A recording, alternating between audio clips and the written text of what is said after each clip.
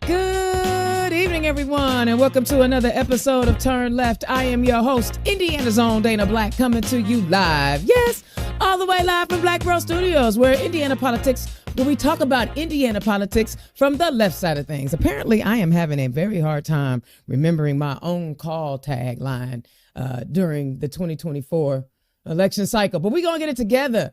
Guys, there's so much happening at the State House. I'm not even going to waste any time. Wait, I am going to tell you that I attended an amazing conference last week, Creating Change. Typically, I go to political conferences, but this conference was an activist conference. And the energy and the amount of enthusiasm that folks have for making changes in our communities, specifically in the LGBTQ plus communities, was fantastic. And every time I go to one of these conferences, trust me, I'm learning some things that I can bring back to the movement here in Indiana, but I'm also meeting some amazing people. So look for some of my relationships that I've built over the years to come to Indiana and help motivate us and stay committed to the movement of moving Indiana outside of the 1950s. I mean, golly, can we get past 1964 at least? 65, Voting Rights Act or something? I don't know. And obviously there's a lot of stuff happening at the State House. You know, typically, you know me, I am begging people to get involved and to run for office and to try to help flip seats in the State House, because some of the legislation that people are introducing, right, it just defies logic to me when it's only about one section or one certain group of people. There's always this need to deny one group of folks something and to elevate another group of folks. And I just don't understand the thought process behind a lot of our legislators in our State House. But this session, which was supposed to be a calm session, which was supposed to be, you know, super simple, is still wrought with a lot of controversial bills. All right, so let me go ahead and get into my rant. Mirror Indiana reports an effort by House Republicans to undo a special funding district in downtown Indianapolis moved forward on Wednesday. That's when House Bill 1199, which aims to repeal the language in state law that authorizes the district in this mile square, passed out of the House Ways and Means Committee with a 15-9 vote, largely along party lines. The district is expected to raise $5.5 million each year to pay for additional cleaning crews, public safety efforts, including patrols and security cameras, and outreach to homeless residents. The funds also would support operations at a low-barrier homeless shelter planned for Fountain Square. Homeowners in the mile square would pay a flat $250 fee, while other property owners would pay 0.168% of their property gross assessed value, with a cap of an overall assessment growth tied to inflation. In anticipation of the bill's passage, Committee Chair Representative Jeff Thompson of Lisden brought forward two amendments that aimed at replacing that revenue that would disappear with the loss of the district. One amendment added a separate bill would allow Marion County to raise income tax rates by 0.02% to pay for services within the mile square. In other words, the cost of providing those services would be spread out across all residents of the county. He says there's nothing requiring anybody to do anything, but it does open up some better options for Marion County. Democratic lawmakers also expressed frustration with the rejection of the funding tool that the same legislative body had approved less than 1 year prior. The language authorizing the district was written into last year's budget largely with the help of Senator Kyle Walker. The city county council approved the district in December. I'm concerned that we are in almost a bait and switch, said Representative Cherish Pryor of Indianapolis. We give you this tool, but now we don't like that you acted upon the tool, so we're going to take it away and try to give you other options. Many people believe that the Indianapolis City County Council will not vote to raise taxes. Now, this bill is problematic for multiple reasons. One, it's only the mile square. We were able to create these zones all over the state, but we're taking it away from Indianapolis and the mile square. Well, let's talk about the revenue that the Mile Square actually generates. Let's see, are there any events coming up in the near future that is going to add revenue to the city of Indianapolis and to business owners in the city of Indianapolis? Let me think. Oh, yeah. The NBA All-Star Game will be here next month. We often host Final Fours. We often host major sporting events in downtown Indianapolis, not to mention the convention center, which has conventions from all over the country, 4-H being one of y'all's favorites. But now we're saying this particular area of the state, which is one of the highest revenue generating spaces in our state, can't receive these same zoning opportunities that other places can get, right? A special funding district. They're taking it away from, again, they just passed this last year. And when the city council was like, yo, here's an opportunity to improve what we do for downtown Indianapolis, which has all the tourism, it has all the sporting events and generates all the revenue, they're taking it away. This goes in line with their desire to remove mass transit, public transportation with the purple line and the blue lines and all that Indigo was putting forth. See, there used to be a thing called home rule. It's only home rule as long as it ain't in Indianapolis.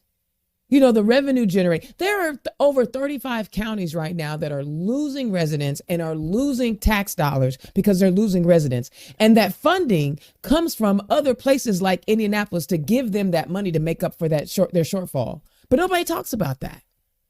All they ever want to do in that state house, which, by the way, is in the Mile Square, is looking to make it harder for Indianapolis to do what it does. I don't know why. It just seems like you would think, Republicans, small business owners and revenue generating and free market and all that other stuff would make it easier for the place that these things are actually happening to happen. But it's not just, the restricting access to funding to the city of Indianapolis. Republicans also want to restrict education from 14-year-olds. What, Dana? What are you talking about? The people that are all about educating and choice and all of this and blah, blah, blah. Fox 59 reports, as workforce shortages continue to grow, a number of bills could change how many hours minors in Indiana can work each day. The Indiana State AFL-CIO said it's eyeing 3 child labor bills this session, and that the bills, one of which passed through the House committee on Monday, could reverse years of their work to protect young Hoosiers. It's rolling back child labor laws that we have now, says Sean Christ, Secretary Treasurer of the Indiana State AFL-CIO. Around the nation, we are seeing these bills pop up, same exact bills. They're seeing them all over the place. Chris said HB 1093 would get rid of provisions that spell out how long 16 and 17-year-olds, and in some cases 14 and 15-year-olds, can work. For 16 and 17-year-olds, some of those provisions include working more than 9 hours in a day, more than 40 hours a week between 10 p.m. and 6 a.m. State Representative Kendall Cupp, who authored the bill, said Indiana's child labor laws are stricter than what federal law currently allows. In an era where we have workforce issues throughout this country, it really doesn't make a lot of sense for us to tell our teenagers that it's okay to work less. See, okay, guys. So say you're a 14-year-old and your parent, who may not be on the up and up because we just happen to have these kind of humans on the planet, says, my kid can drop out of school at 14 years old, a freshman in high school, and go work. You have now restricted that young person's lifetime earning potential. All for what? For a quick buck now? Guys, this is not good legislation. We want all of our kids in school and learning. We want them to get an education so that their earning potential down the line is greater. What do they need at 14 years old? What do they need? They're typically not paying mortgages. They're not paying rent. They're paying a light bill or a phone bill. What is it that they need to be working more than 40 hours when they should be in school, or working overnight when they need to be preparing for school? Somebody tell me why this makes any sense whatsoever. Tell me why. There's a reason why we enacted child labor laws, because there were organizations out there that were taking advantage of young people and having them work ridiculous hours in harmful conditions. And now these folks want to go back to the 1919s and the 1920s. Let's cut it out. Let's cut it out. And then, of course, there's the desire to bring certain religions in public schools. The Indiana Capitol Chronicle reports lines between church and state blurred at the Indiana State House on Wednesday as lawmakers gave the go-ahead for two education bills that seek to increase students' access to faith leaders and religious instruction. One proposal, House Bill 1137, would require schools to approve parental requests for students to leave school during the day for religious instruction. A separate measure, Senate Bill 50, could bring paid chaplains into Indiana's public schools. Both bills advanced from their assigned committees and now are headed to the respective chambers for further considerations. Chaplains can already volunteer at public schools. Senate Bill 50 makes it clear that they can be employed to provide secular support to students and school employees, given they have a master's degree in divinity, theology, religious studies, or a related field, as well as 2 years of counseling experience. Gary Lacine, pastor at Christ Church Cathedral in Indianapolis, also pushed back, telling lawmakers he feels no way prepared or qualified either academically or professionally to serve as a secular counselor or academic advisor or a chaplain in public schools. He said most seminaries do not require courses in counseling, childhood, or youth psychosocial development. He said he is worried the legislation would also make it difficult for chaplains to maintain appropriate professional boundaries. Even if I were to dispense secular advice to a young person as a chaplain, they would have a difficult time separating me from my role or my calling, and could interpret that a religious counseling, whether that was the intent by me or not. I believe there is a place for clergy and people of faith in school, and that is serving as a volunteer. That is what chaplains are trained to do. We are not licensed, trained, or called to serve in secular settings or as mental health professional counselors. Okay, there's a lot of things to unpack with this particular bill. One, Senate Bill 50, which I'm specifically speaking on, says that we want to go ahead and pay religious folks who have divinity backgrounds to come in and be counselors versus actually paying real counselors who have actually gone to school to counsel young people. Help me make sense of this.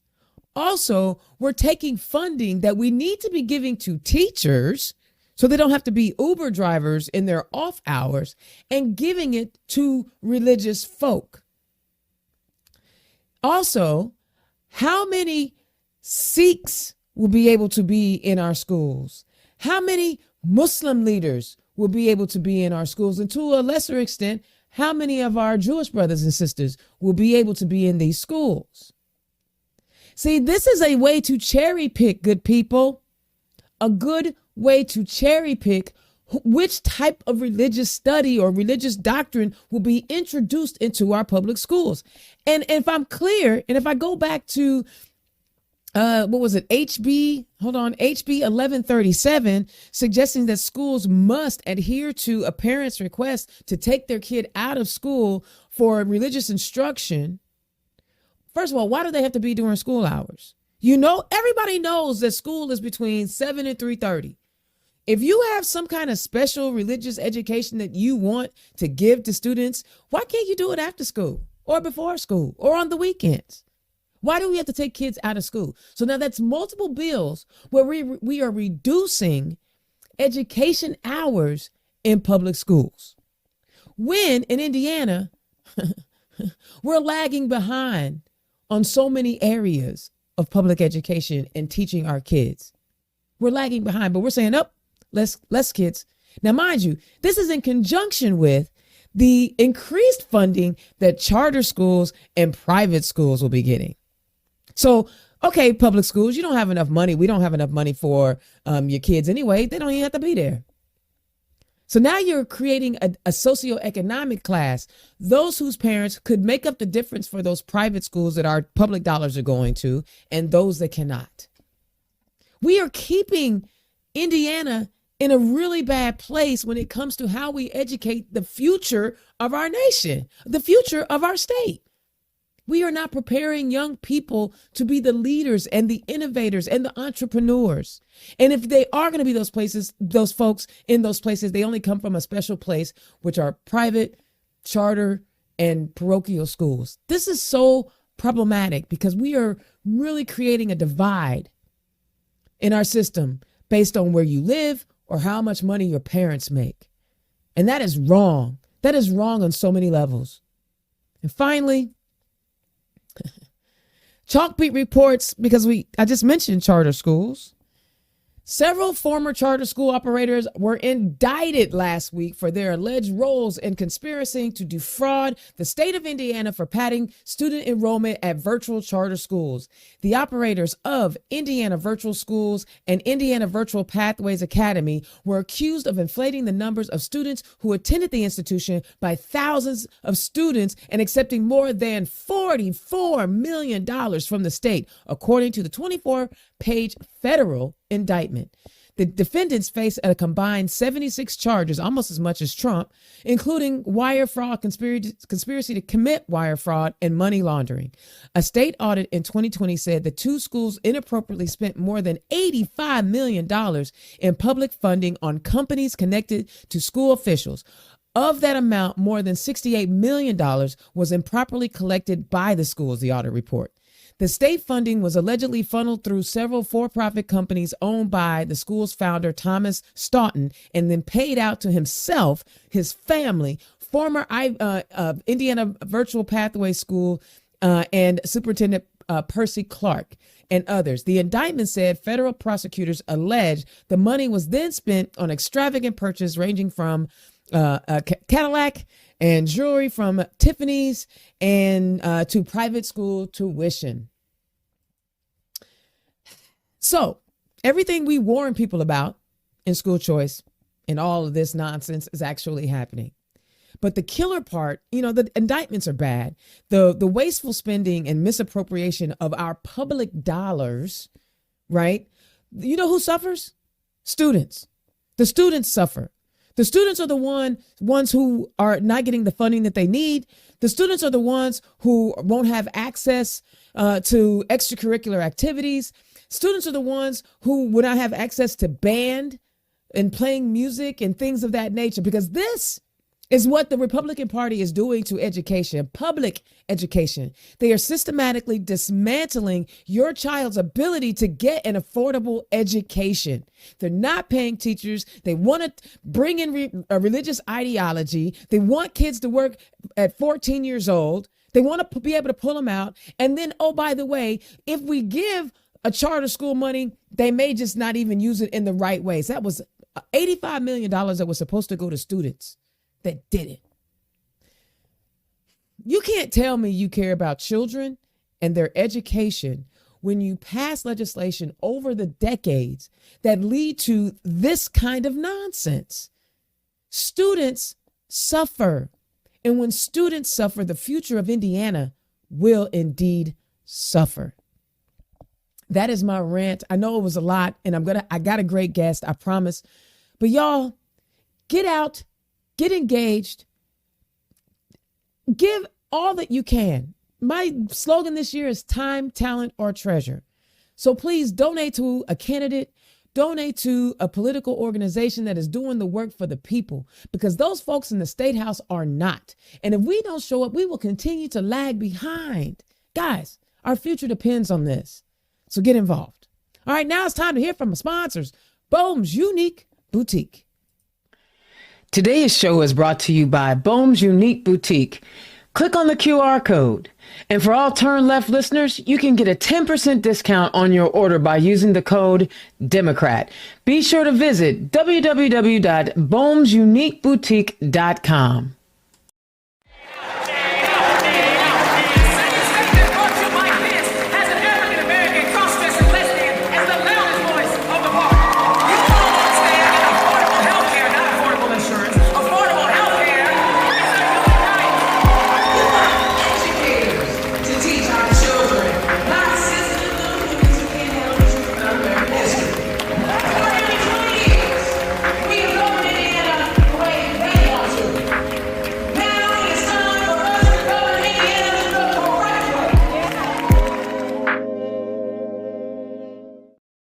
Democrats, are you looking for an affordable content creation option? If so, look no further than Black Pearl IT Solutions and Black Pearl Studios. Indiana's own Dana Black is providing many of the communication wraparound services any Democratic organization needs. No matter the size of the budget, Indiana's own has you covered. Just scan the QR code or visit www.blackpearl_its.com. All right. As you guys can see, I can create content. That's 3 commercials right there that Black Pearl IT Solutions created. So let me help you. Let me help you get your message out, right? No, I don't have all the $20,000 fancy equipment, and no, you won't have a $20,000 video. But for social media and all the other aspects of life, reach out to me. All right, guys, I'm really excited because, one thing that we encourage everyone in the state of Indiana to do is to step up. Step up and run for office. We heard that the sitting congressman in District 4 has decided not to run for re-election. So guess what? No? Was it 8 or 4? I'm sorry, it might have been 8. My bad. Oops. I saw the look on your face. Well, anyway, District 4 has been controlled by Republicans way too long. And I'm bringing you a candidate right now that is going to talk about why District 4 needs a change in Washington, D.C. Not to mention, let's add some sanity to Congress. Congressman Carson and Congressman Mervan can't do it alone, so let's send them some help. Y'all give it up for my guest tonight, running for the United States Congress out of District 4, Rimpi Girn. Rimpi, welcome to the show.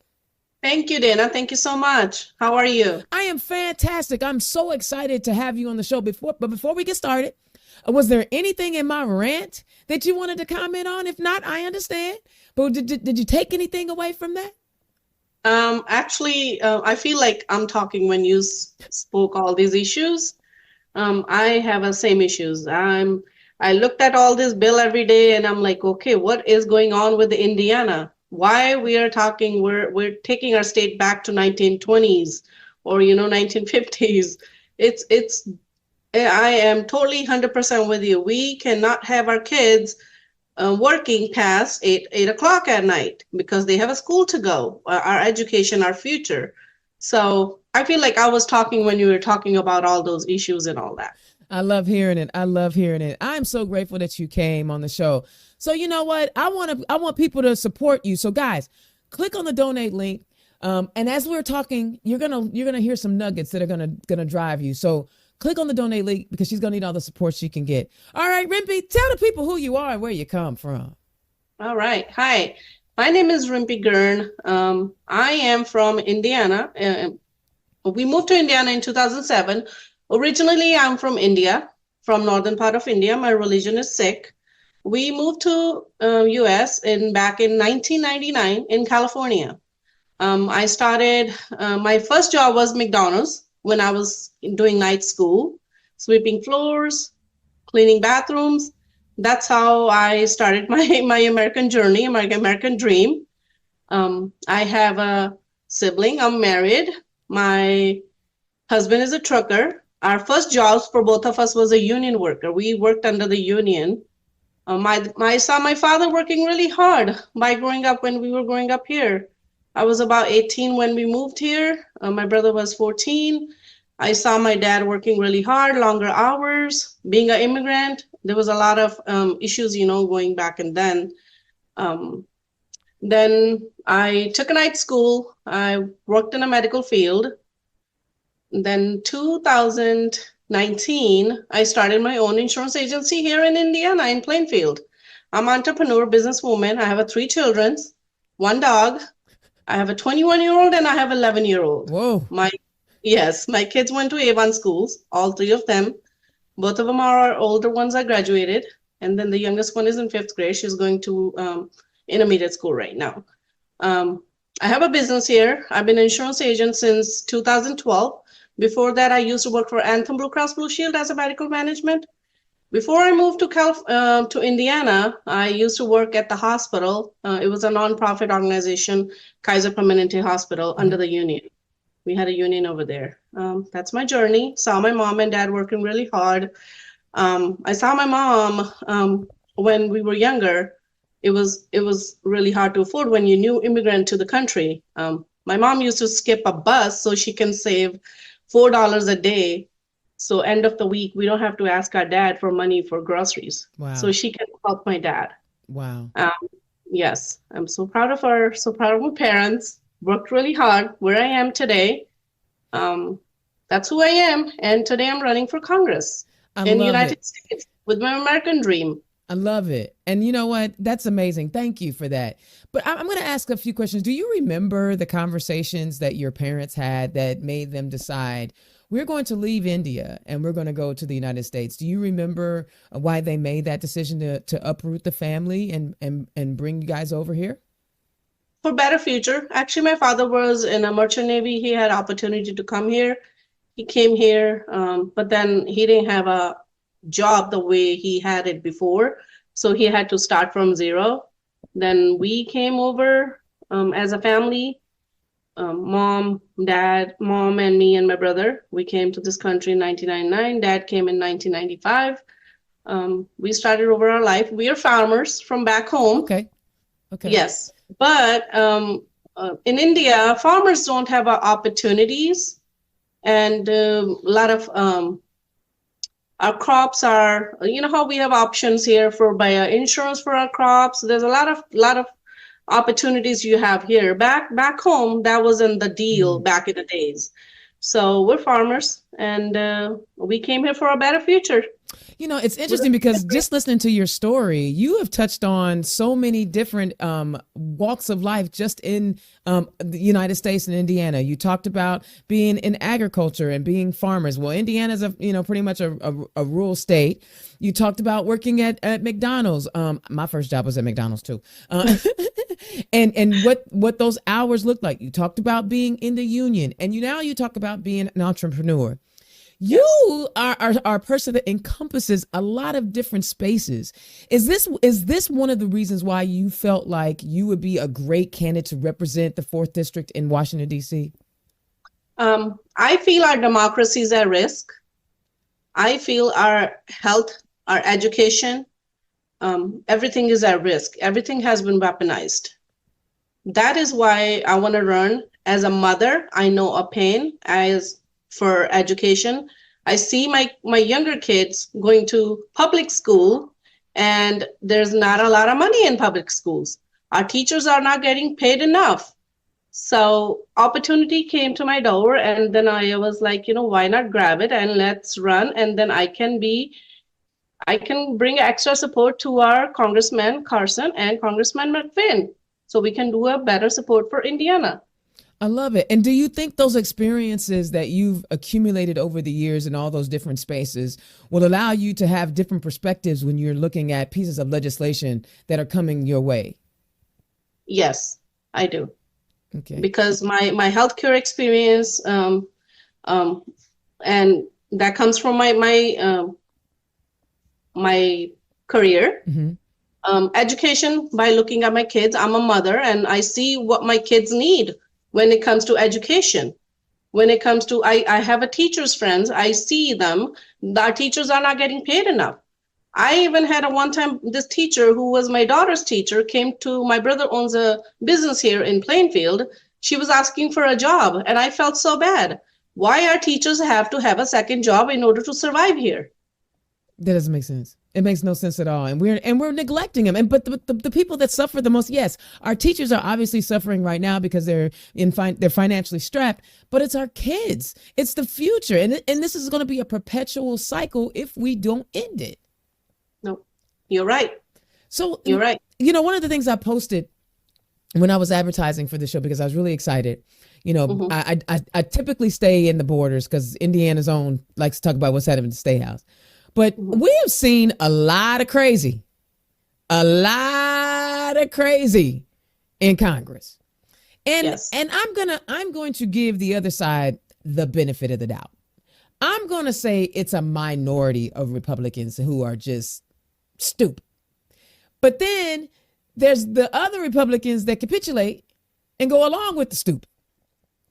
When you look at the way our Congress is being ran right now with what you see on the other side, how does it make you feel? How does it make you feel when you watch? I'm not going to name none of those names because I don't want to give them space, but you know who they are. Everybody knows who they are. The crazy chick from Georgia, the crazy chick from Colorado, the other dude from Florida, dude from Missouri. Mm-hmm. How does it make you feel when you see that? And these folks are stuck, are going to be reelected over and over again? I feel sorry for those states. I feel sorry for those people, but it's the people who's bringing those congressmen over and over and over. Those people, they are elected by the people for the people. People needs to understand that why this stuff is not getting done for us. It's time for change. And I think 2024, it's long enough now. Let's talk about Florida.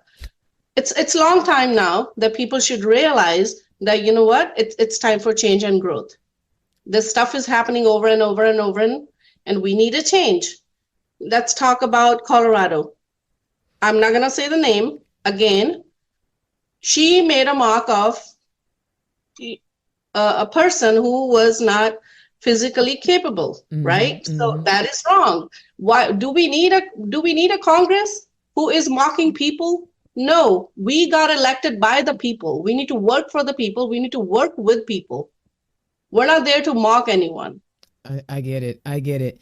And then you have, we obviously have some immigrants that are in Congress right now that are doing the best, right? To bring a different perspective to how we govern here in the United States. You know, we know right now that everybody on the right is crying, oh, the border, the border, the border, the border.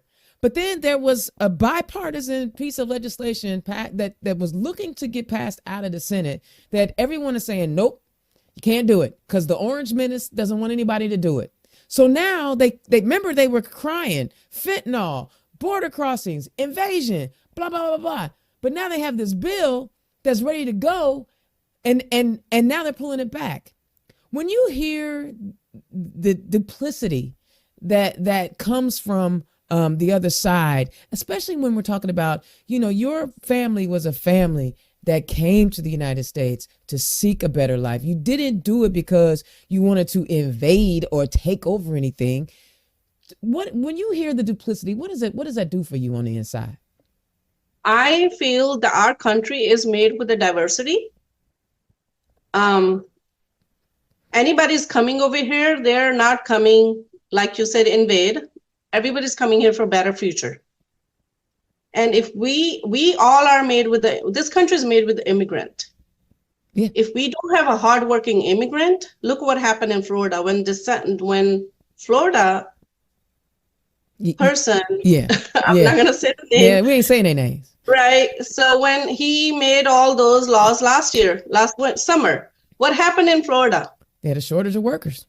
Shortage of workers, right? Farmers were crying because their crops, their fruits were getting molded. They're getting rotten on the trees because people from here don't want to work. They cannot work past 8 hours. And they didn't want to do that work. They don't want to do exactly. So where is the hardworking people come from? Across the border. Yeah.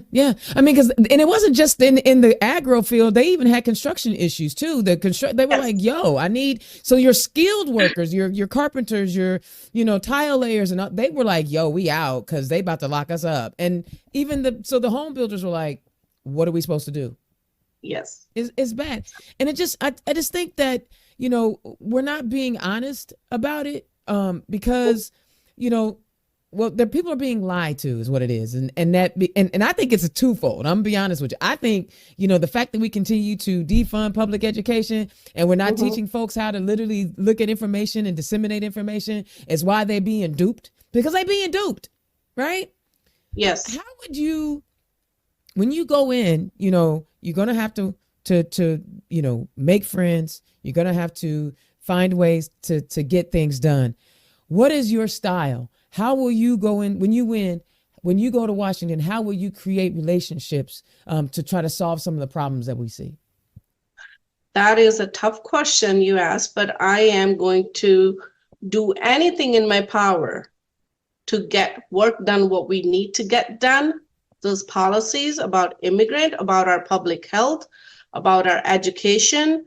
I guess we all need to come together. We all needs to agree to some disagreements. Compromise. I need to make them understand that the education, public education, is a future of our country. If our kids are not going to have a better education today, we won't be best country in the world. Yeah. We need better education. We need a better health system. We need better teachers. That will make us to the top. If we are going to defund our public funds, public education, we're not getting anywhere because not everybody can afford to send their kids to charter school. No. Or public schools. No. And all the things, all the wraparound services that come with having to get them there, the transportation and things of that nature. Yes. You mentioned a couple times healthcare.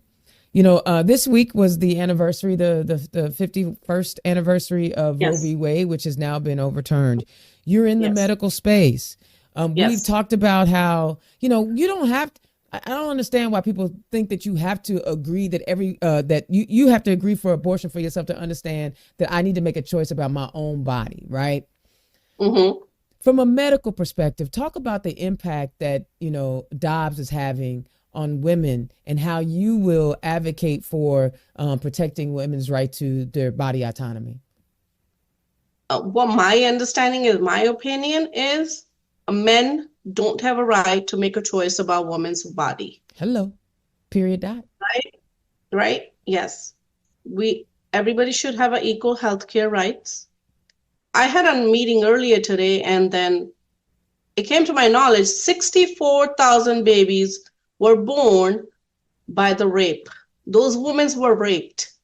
64,000? Yes. Or it doesn't sound like we have an abortion problem. We have lack of control by men problem. Because I'm not saying that women can't sexually assault, but we don't make babies when we do it. Exactly. So what is that future is going to be for those babies? Every time those mothers are going to look at the face of the baby, they're going to be angry. There's going to be a mental health issue. There's going to be a trauma to those mothers. And then again, the kids' future. Yeah. So it's my body, my choice. If men can make a choice about their body, why women can't? Why we have to rely on men to make a choice about our body? We don't. I mean, we're no longer hunter-gatherers. we don't need them to go out and slay the deer for us. Kroger got it. Yep. You're right. So what are they? And how? Go ahead. I'm sorry. No, go ahead. Go ahead. No, you the candidate. You come on. So in a healthcare, let's talk about this in healthcare, health insurance industry. Okay. If a woman is pregnant and then she's going for a new job, employer won't offer her insurance. Why is that? Why? Wait, if she's currently pregnant and she's looking for a job and she gets the job, the employer won't provide insurance coverage? Health insurance. Yes. I did not know that. Why? Because they have to pay the benefits. She's already pregnant. That comes under pre-existing condition. That's why everybody having a problem with the ACA care.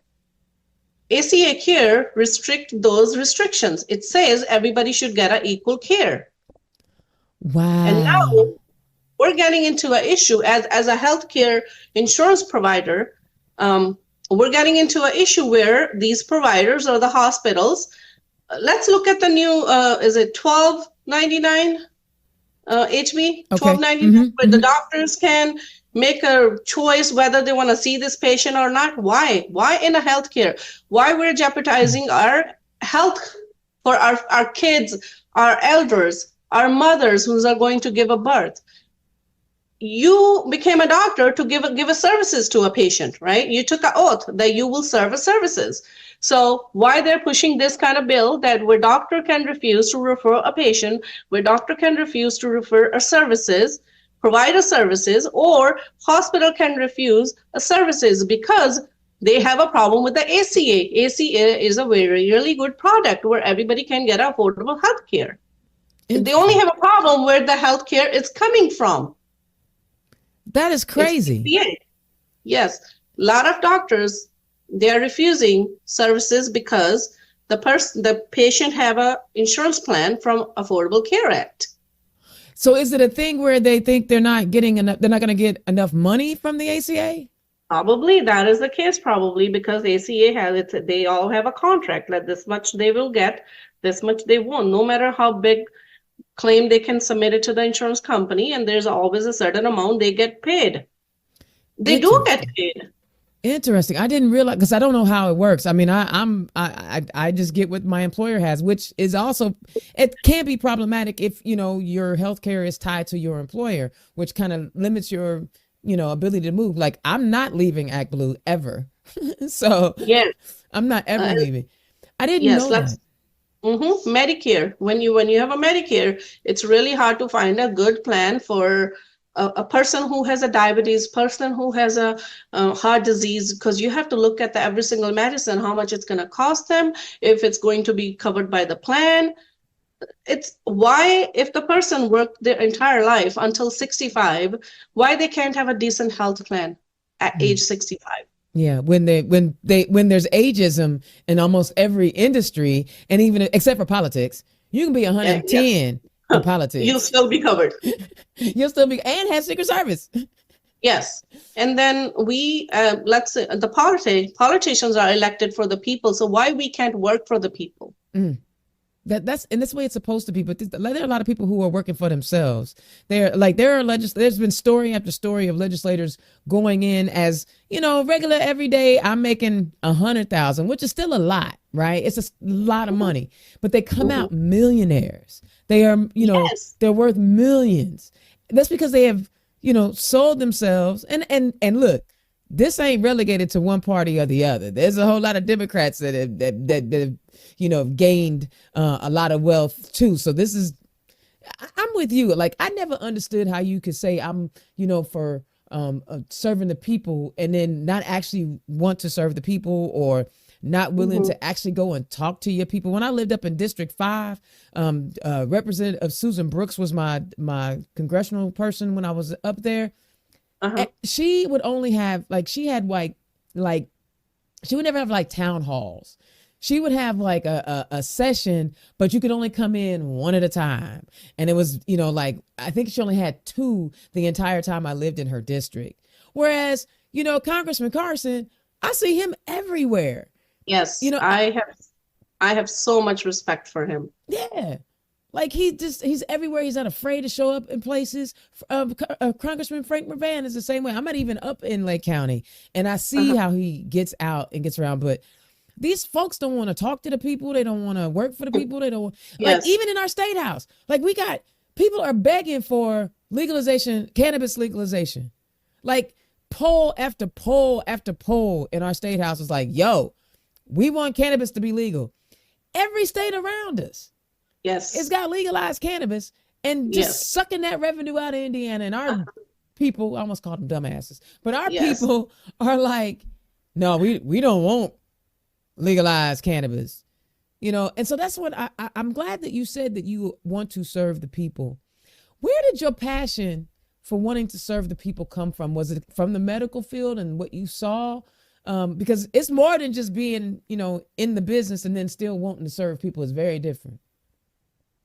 It's there's small and there's a lot of small things, when your pool is already, when the pool is full with small things, one day it gets full and then it gets overloaded, then you decide, what, I have given a chance. I have never seen my opponent. I've been living here in this district since 2007. I have never seen him. He never came. He never, came into the public meetings, never sent us anything. Okay, do you need any help? What I can do to make a better district, right? Let's talk about education. He's there. People put him in there to make a better district for. Did he do the better job? No, we never saw him. What is he doing for our education? Not a thing. So nothing. But what is he doing for our healthcare? What is he doing for our farmers? Where I came from, we say no farmers, no food. I've been going out, meeting the farmers from day one. My first meeting with the farmers, I was by myself when I signed up for this journey. One of my chair called me. They're like, we're having a parade in this district. My district, go all the way down to Jasper. Never seen a Jasper before, never heard of Jasper before. I went all by myself over there for my first parade. Met the farmers. Then I've been going around meeting farmers, and I want to listen to their issues. I want to understand what they're going through. That what makes you a candidate. That what makes you that you are for the people. I promise I will not even disappear if once I get elected. I am there for the people. When you're down there talking to the farmers, what are they telling you? We talked about they do have some issues about their machineries. A lot of our farmers losing their farms. One of the county, Jasper County, what I really liked over there, they're having a biggest solar panel area over there. Okay. The farmers are doing really good with that. Okay. But I want to bring that to, I want to talk to the farmers about this, about every single county. I have 16 counties under my district. Wow, that's a lot. Yes, that is a lot. But I am there for them. Mm-hmm. That's why I'm running. It's not like I'm running. I'm already making my end meet. I'm doing good. I'm a businesswoman. I'm a mother. I'm providing to my family. My husband is a trucker. We are a hardworking family. But these issues are not getting solved. We're putting the same politicians over and over and over into the Congress, into the DC, into our Senate here in Indiana. Look what they're doing for us. Look at all the bills this year happening in Indiana. Yeah. So when they talk to, no, it's okay, because I want to go back to the farmers, because I know that Senator Shelley Yoder in our state house has been highlighting our farmers as well. And when you say that the farmers are losing their farms, basically those are small businesses, right? And they're losing their businesses. Have they offered up anything that they would like to see you? We just had a one meeting right now, and the other meeting got canceled the other day. Okay. I was over there to listening to them, what they're doing, what they're going through. We have another meeting coming up pretty soon. The one got canceled because of the fog issue we had the other day. So I will be involved down the road more with them, because first I want to hear them out. Mm-hmm. What are their issues? How I can make better for them? What I can do for them. Mm-hmm. And then we'll go from there. I think that is so important, because one, I like that as a Democrat, you went into rural spaces. As a Democrat woman of color, you went into rural spaces. I tell my Democrats all the time, even though we think that we may not get as many votes as we need, we still have to go and talk to them. What made you, you said you went by yourself. Now, I'm Indiana's own. I will travel anywhere by myself. I don't care. Were you nervous? Were you scared? That first time I was nervous, because, I'm not a politician. I'm a normal businesswoman and a mother. So, but the second time I had almost 15 people with me for my second parade. I love it. And third time, same thing. Third time is the charm. Then I had a wonderful person on my team, my campaign manager, Sean Johnson. Hey, my nephew. He makes everything better, right? Hey, I love that. Yes. So he's definitely my nephew. We connected right away. I know this interview ain't about him, but like when you meet young people who are doing great things, mm-hmm. you want to make sure that you shout them out and lift them up. They're not gonna get everything right. Our job is just to guide them and help them be better, so they can be better than we were. So let me ask you this: since he's a young guy, right? He's a young Dem. Mm-hmm. What gave you the confidence to say, I'm gonna look at young people to help me with this campaign? Because they're our future. They're our future for our country. I want more young people, more youth, younger people to get involved into the party, to our politics, because they can understand more. There's a modernization. Let's talk about Sean. Since he came on my campaign, he has managed to work very hard way. He is running very successful modern day campaign. So we need that. We can't go with a paper and pen everywhere. We need a modern days campaign team these days, mm-hmm. which he is. So younger people with the young youth will have a Sorry, Yeah, no, we're good. technology. Yeah, We'll, yeah. we'll have we're with the new technology, modernization, and it will, I think down the road, if we are including more young people with us, young youth with us, I think that will make a good future for our party, I agree. our country. Yeah. We need young people in, because they do understand everything better now. Yeah. We can't have the same person over and over elected and they're not doing it. This is what I feel, Dana. I think we have a bunch of clowns sitting in DC and they're not doing anything for the people, but they were elected by people. Yeah. And so how do we educate the people though and say, hey, I mean, they keep sending them back. I mean, I know gerrymandered districts have a lot to do with it, but why are those people in those gerrymandered districts okay with the if I went to Ruth's Chris or to St. Elmo's and I got steaks as bad as these congressmen are, they would shut that restaurant down. Yep. Thank you. Yes, they will. Let me tell you something. Let's say you say why people don't understand. This is example. I'm very much involved in my temple here, in Sikh temple here in Plainfield, and they are really supporting me into my campaign. They're there for me, everything. So this one guy questioned me because I really don't want to bring this up, but then I do want it to, because let's talk about our previous president, ex-president, said that once he become a president, he'll take a payroll tax away, right? So people are really happy. People won't get it what is payroll taxes, right? If they're taking a payroll tax away, that is only beneficial to big corporations, so they don't have to pay a payroll tax. But then as an employee, they have to give you a 1099, and on 1099 you will pay more tax out of your pocket. So that guy was kind of at the temple, he was asking me a question. So he goes like, why are you running from this party? I said I needed a platform, so this is what I got. And then he goes like this, why are you not supporting him? I'm like, this is what it is. You guys need to understand. You guys do need to understand what's behind this. You are working class. You're working at some employee. It's a big corporation, but then you're really happy because they said that they'll take a payroll tax away. That is not beneficial to you. That's only beneficial to the big corporations. And then he goes like, oh yeah.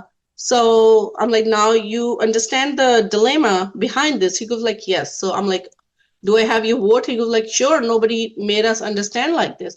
So people only want to hear what is beneficial to them, but they don't want to go search or go look for the facts. That is the problem. We turn on a TV, we just listen to one channel or another channel, but we don't want to do our searches. Before I became into politics, I wasn't interested this much, but then every day I feel like, oh, this is future of my 11-year-old. My kids are in college. They need a better education, better funding. So public schools, we don't even have really good money for extra curriculum. Why not? My daughter is pretty smart. I wish to have more funds for her schools, her teachers. I wish to have teachers get paid more, so they don't have to have a second job, or like you said, they don't have to drive an Uber. Not that there's anything wrong with driving Ubers. I want people to understand. But this person went to school, got their education, more than likely has a graduate degree, had to get certification to teach kids. They shouldn't have to drive. They shouldn't have to get a second job. No, that's where I was coming to. I'm a business owner. I'm making good money. My kid is going to public school because, of course, I am not into that category. Excuse me, I'm sorry. No, you're fine. Where I can send my kid to charter school or private school. Yeah. But that teacher in my daughter's school, I think they went through a college. They probably have a student loans on them. Right? Yes. So they should get paid better. Yeah. I don't know why Indiana, we have our teachers not getting paid enough. I spoke with someone in Arizona today. It's one of my clients. And then I was discussing his health insurance, but I don't want to say the number. But then that teacher was making a really good money in Arizona. So why Indiana can't pay that to our teachers? Our teachers are spending their time, they're using their brain, they're putting their time to making our kids' future. They would rather give And them guns, Rimpi. They would rather give them guns and a Bible. Thank you. You were talking about that. I think it was 1137. Mm-hmm. Or which one? I got them written down. Oh, the about is it 50? I think about that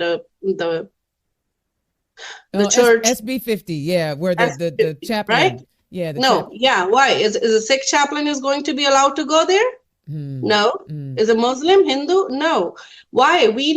Is that person is educated enough to?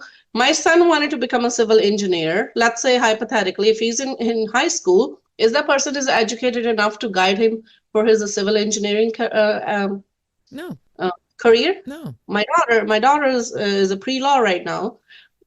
Is that person, let's say if she was in high school, is that person is educated enough to educate her for her career where she's going right now, where she wanted to go right now? Yeah. No. We have a people who spend their time and they had an education to become a certified counselors. Yeah. It was interesting when I was advertising for this show out on X, Twitter, whatever they call it these days. And I was excited about, and I think I expressed in my post how excited I was to talk to you because we had talked a little bit already, and you can always tell when somebody's brain functions. Yes. And so I was excited about, smart people. And somebody had posted and commented, well, what qualifies you to be a politician? You got to go to, people need to go to school to be a politician. And I'm like, then they were like, what qualifies her other than being in insurance? And I responded to it. I said, okay, so while you're in school learning political science, are you going to learn about every industry and every issue that policy is tied to that requires a vote? Mm-hmm. Absolutely not.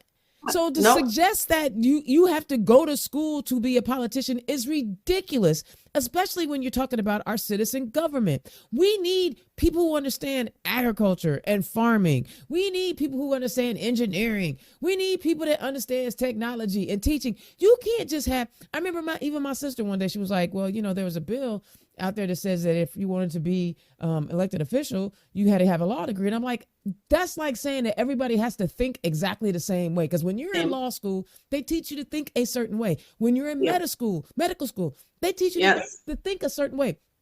In technology, they teach us to think a different way. And if you have all the same type of thinking people in writing policy, that means you're not going to get good policy that thinks about the vast majority of humans. So I'm glad that you're running, and I'm glad that you're bringing your lived experiences into this arena.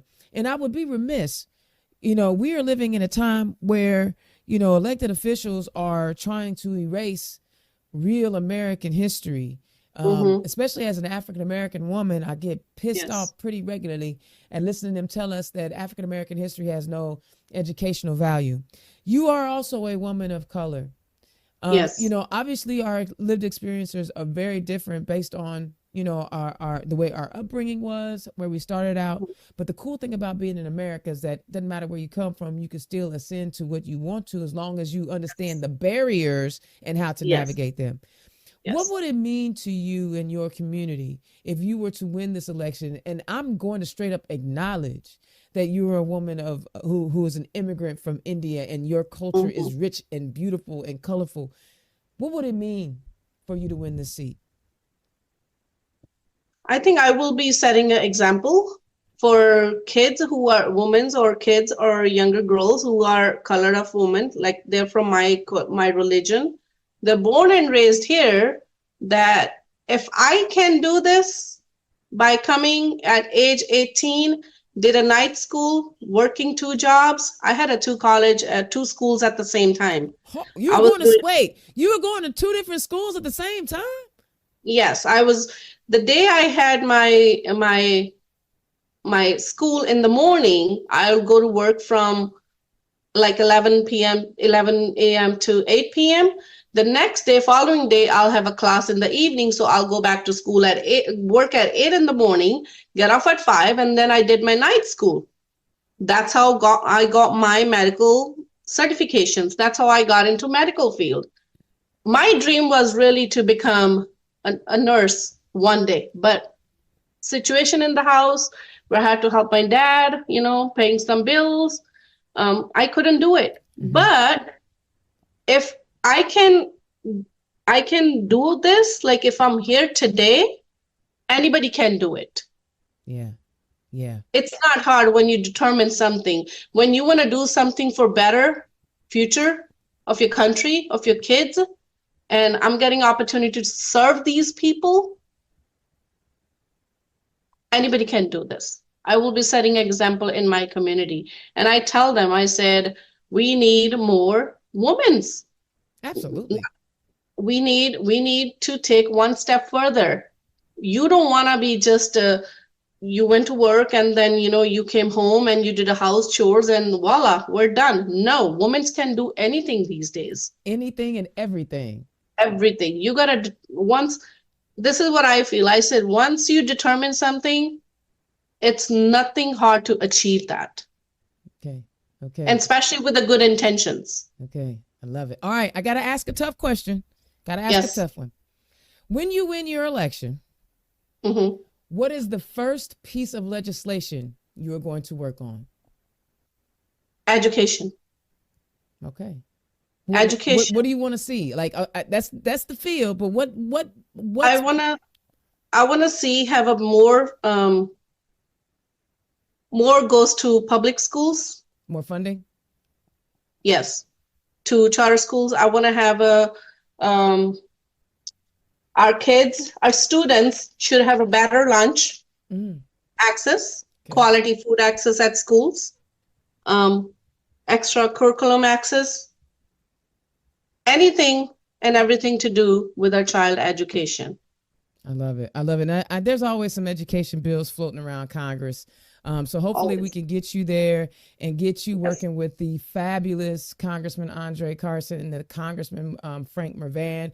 And maybe we can send a few more folks there. It'll be really cool if we can Yes. flip some seats. I think if we keep talking about, I think we can have some success if we keep talking about abortion, if Yes. we keep talking about legalizing marijuana, and I'm not a little bit upset talking about the 91 criminal charges that the Orange Menace has, because this clown is talking about I want to be a dictator on the first day, and he's telling you. So Yes. I think this is an opportunity for us as Democrats to Yes. really hone in on what people are telling us that they want, right?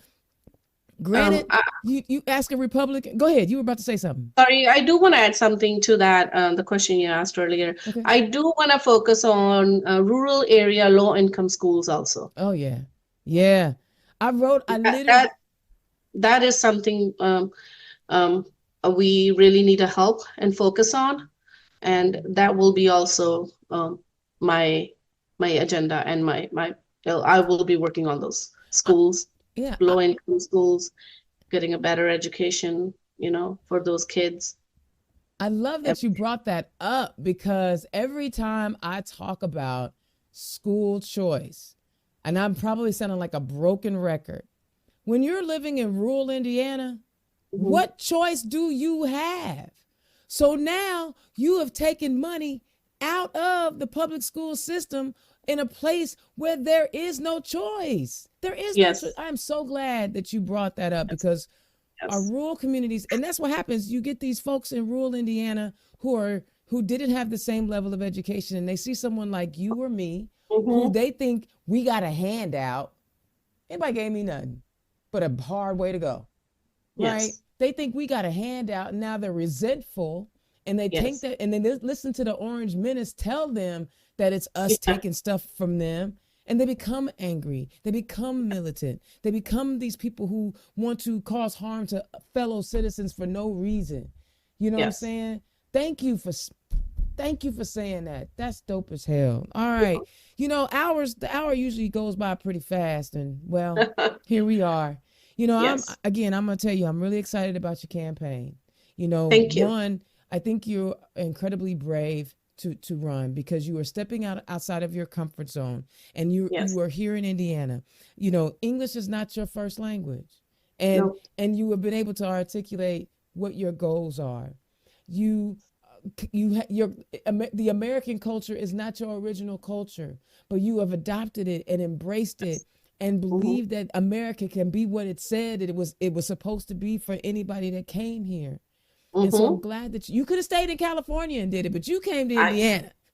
actually the reason why I came to Indiana because back in 2004 or 5 when we were looking at the education and all that schools are much better over here if we talk about the structure wise. Hmm.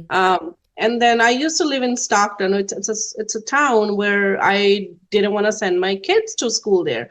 So I told my husband, I said, either find a state where we can have a better school structures and everything, because my son was only 3 year old at that time, or we're going to move to a different state. I'm not sending my son to school here.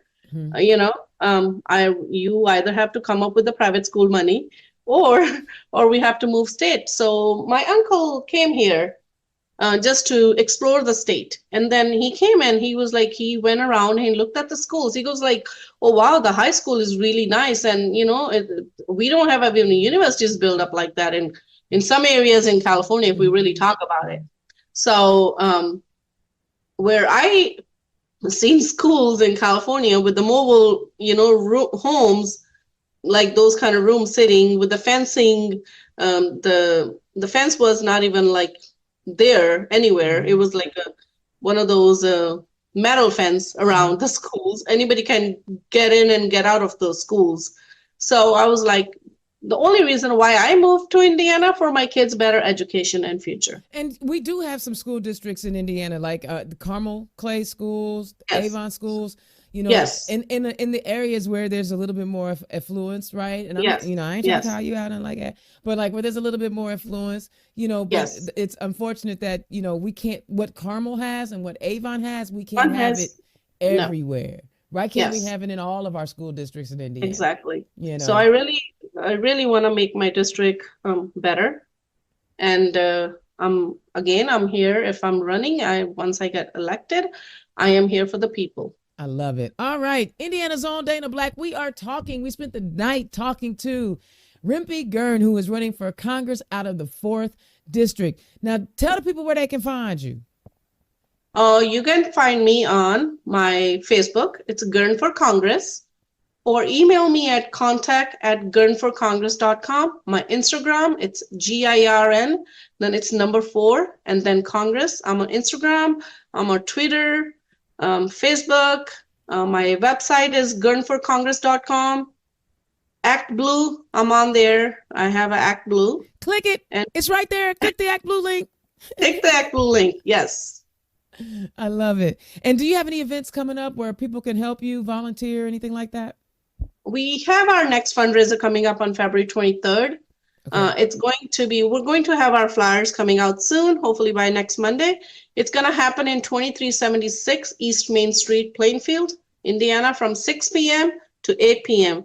Food and drinks are going to be served. Please do come, join us, help us, click on the link, donate us, bring your checkbooks, enjoy our food and drinks. All right. Hey, and I got to tell you, since you're having an in-person event, Act Blue rolled out a brand new feature last week, maybe a couple weeks ago, where you can Uh-huh. create QR codes right on our page. You don't have to go out to a third party anymore. All All you got to right. do is generate a QR code for your donation form, so you can have it on your phone. You can print it out, and then you don't have to worry about anything. Literally, you just have your QR code, let people scan it, and and you don't have to go to a third party to create it. So Act Blue, we're doing some things over there. The team over there, I was really excited about the QR code thing. That was dope. Yes. I was like, yes, because from a Stonewall perspective, I always had to make a Uh-huh. separate QR code somewhere else. Now you don't have to. You can print them right out on your form in Act Blue. Yes, I just gave an Act Blue plug. I sure did. I love my job. Y'all just mad because y'all not as happy as me. That's all. All right. Well, thank you so much for joining us today. I wish you the absolute best of luck on your campaign. And if there's something that I can do to help you out along the way, feel free to reach out to me. I'm easy to find. Plus, my nephew know how to get at me. I owe Yes. him a text message right now. I already know. I hear you, nephew. I know I owe you a message. I always tell him I am blessed to have him on my campaign. And continue to encourage our young people. You know what I'm saying? Yes.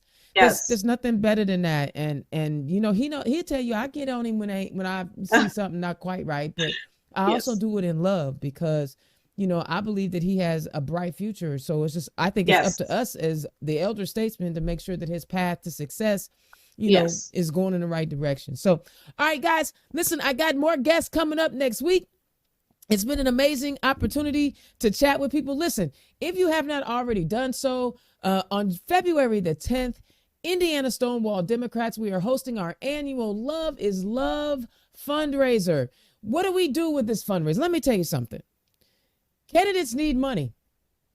And the LGBTQ plus people, we need advocates. We need accomplices, not just allies. We need accomplices. And every dollar we raise, for the most part, I'm going to say we pay for our website and pay for our MailChimp, but for the most part, all the money that we raise go toward our endorsed candidates. We raise our money and give our money away. And we ask that the candidate fill out a questionnaire. We vet them because we see every day that members of our LGBTQ plus community are under attack in the state of Indiana with legislation. They are literally trying to legislate away our trans community. They are writing it out in legislation. So guys, if you could, please consider purchasing a ticket to our event on February 10th at the Firefighters Union Hall on Mass Ave from 6 to 8. Or could you please become a sponsor? Please visit the Stonewall website, instonewall.com, or go to our Facebook page. We got that information up there. There's an event page. Please consider joining us because we raise that money and we give that money away to our candidates who are looking out for our community. All right. So there's the Stonewall plug. In the meantime, be sure to follow us on all the channels. Don't forget to visit the YouTube page, Instagram, iTunes. Turn Left is here for you. Share the information. We're trying to get this information out and get people committed to being civically engaged. Time, talent, or treasure.